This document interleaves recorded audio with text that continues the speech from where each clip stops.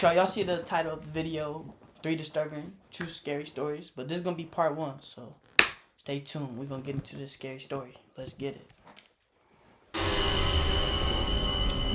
Yeah, you got to do the intro music like that. It's already scary.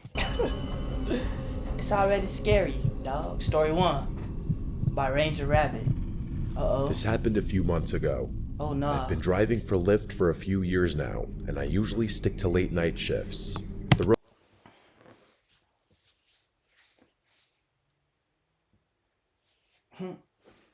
roads are quieter and the tips are better, but there is a trade-off. Every once in a while, you get a story that sticks with you, and not in a good way. I'd always thought of myself as careful. Nightmares? Mr. Nightmare. Duh. Dealt with my fair share of odd passengers, but nothing, and I mean nothing, even came close to being as strange as what I'm about to tell you. Hey, chat, I thought about doing Lyft, but stuff like this, and plus I don't want people getting in my car, and that's my car, and I'm driving you around, and you start acting funny and strange, and I can see it in my head. I'm like, nah. I didn't have a dash cam at the time. 5 stars. That night was the main reason I installed one. It started off normal enough. 5-star, Just me and the odd sounds my car would occasionally make. I've got this beat up 2005 Volvo, but it's reliable as hell. The streets were quite literally deserted, which, like I said earlier, I preferred. Sometime after 2 p.m., I got a request from a convenience store nearby. Seemed harmless at first, but for some reason, I got this weird feeling in my gut about it. You ever get that feeling like something's off, but you can't explain why? That's exactly what hit me as I drove up. Before I even saw the guy, I figured out why I was getting that gut feeling. The convenience store I was pulling up to was closed. All the lights were off, and there was not a single car in the lot. See, that's crazy. As I pulled closer, I saw him. I made sure to drive pretty slowly so I could get a good look at him. He was pacing outside the store, wearing this ratty hoodie that looked like it hadn't seen a washing machine in years. That's crazy. I'm not kidding about that. There was literally a hole in the sleeve. His move... Y'all letting him in the car? Y'all letting him in? You gonna ask him questions, or you just gonna let him in? I think I would ask him questions.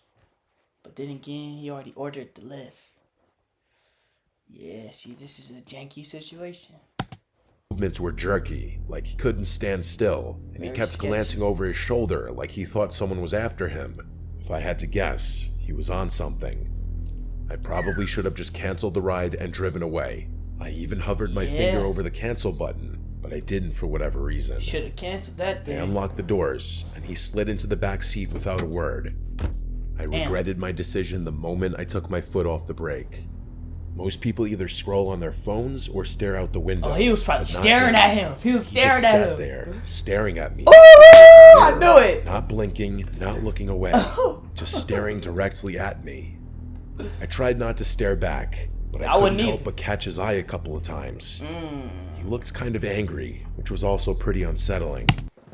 He just committed a case. He just killed somebody. Let's just be honest. Let's just get to it. He killed somebody. I already called him it. He killed somebody. He got that look in his eye too. Yeah, he's a murderer. I tried to ignore him and turned on the radio to break the silence. I don't even remember which station I clicked on, but the moment the music started playing, he snapped at me to turn it off. Ooh. His voice was deep and a little raspy, and I could tell he was a smoker right away. He wasn't trying to hear that pretty young thing. You need some loving. Pretty white too. He wasn't trying to hear it. Turn it off. That kind of caught me off guard, and I jerked the steering wheel a little bit. I resisted the urge to look at him in the mirror and just did as he said, gripping the wheel a little tighter. I didn't say anything, and we drove in silence for a while. I thought maybe he'd just sit there quietly until we got to his stop. That's what I was hoping for, at least. He turned up on him. Then he spoke. I remember the conversation like it was yesterday. He asked me if I ever picked up someone I shouldn't have. That question hit me like a brick. I let out this awkward... He's that guy. He's that person you should have canceled on. You hovered over the little button, I would have tapped that thing. Skirt. On about my night. I'm not picking him up. Simple. Would laugh and said, "Well, I hope not." I was trying to keep it light, but he didn't react. He just leaned back and muttered something to himself that I couldn't hear. Oh. And he started going on about how he used to be an Uber driver and he quit because some punks stole some stuff from his car. He finna steal some slurring stuff his from your words car. a bit, so I couldn't make out everything he said, but I got the gist of the story for the most part. I looked in the mirror once or twice while he was telling me the story, and I realized he was smiling the whole time, which was incredibly unsettling. Imagine you driving your car and you pick up somebody to live and they just looking at you weird, and then y'all have a conversation and then they just smiling while looking at you. What do you do next? Please, sir, get out my car. Drop him off at the destination. I probably would have kicked him out of my car. I'm not gonna lie, that's crazy work. Smile at me while I'm driving? A normal person wouldn't smile talking about something like that. He concluded his story by saying, "It's funny how much trust you put in someone sitting right behind you." That comment was what did it for me. I started thinking about him as more of a threat than just a crazy drug addict. Unfortunately, there wasn't much I could do about it. I felt my pulse speed up. I kept my eyes on the road, but my mind was spinning. I glanced at the GPS, focusing on the destination like it was some kind of lifeline, but the guy did not know when to stop talking. He kept babbling about nonsense, some of it concerning and some of it just gibberish. I honestly couldn't keep up. Eventually, he started apologizing to someone, although I don't think it was me. Oh, nah, that's He crazy. began He talking to insinuating that he had himself? just done something awful. Yep, He was a he bad killed person. somebody. He He killed kept somebody. saying I didn't mean it repeatedly, followed by a few frantic Yeah, "I'm sorry." he caught a life. I didn't Took respond, somebody. worried that he'd do something if I did. I didn't know what he'd done or what he was capable of, but I wasn't about to find out. We were only a few minutes from his stop when he snapped out of his muttering haze and yelled at me that I had missed the turn. Oh. I didn't miss it. The GPS clearly showed we were on track, but I slammed on the brakes anyway. It was just probably his shortcut. You probably just missed his shortcut. I'm not gonna lie. Like, you probably really missed his shortcut. This is the shortcut right here. You know what I'm saying? He probably know certain ways to get home quicker. He should have went that way. Now it's about to cost him his life. Uh-oh. Nah, he's still alive, but thank God. God forbid something happened. Mostly out of fear. He demanded that I pull over, so that's what I did. My hands were shaking at that point. I just wanted the nightmare to be over. As soon as I shifted into park, headlights appeared behind us. It was a police car. Yes. I said a silent prayer and watched as it crept down the road, its spotlight briefly sweeping over my car. The guy in my back seat slouched down like he was trying to stay out of sight. Oh, we about to find out that he killed, like, I'm gonna say at least 2 people.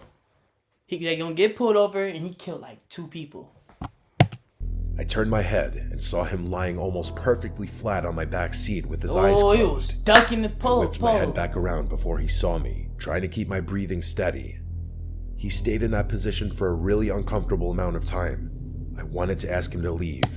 Damn, imagine as a Lyft driver and this situation happened. I would think he really did something. I still do. He killed somebody for sure.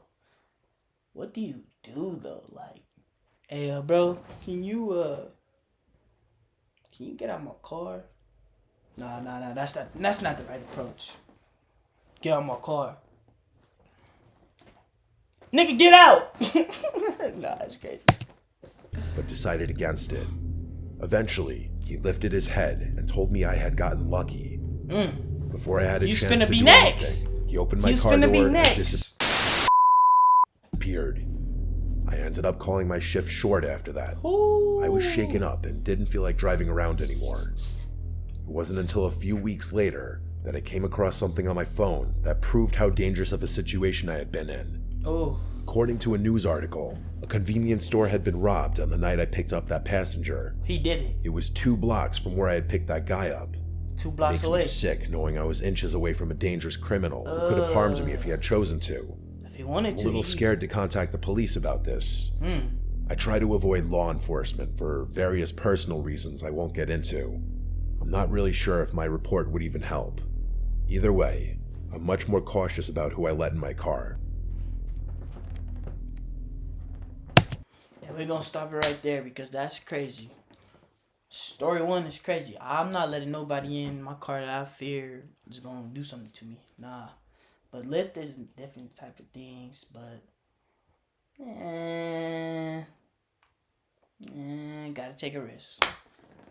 We're gonna catch y'all on the part 2. Let's get it.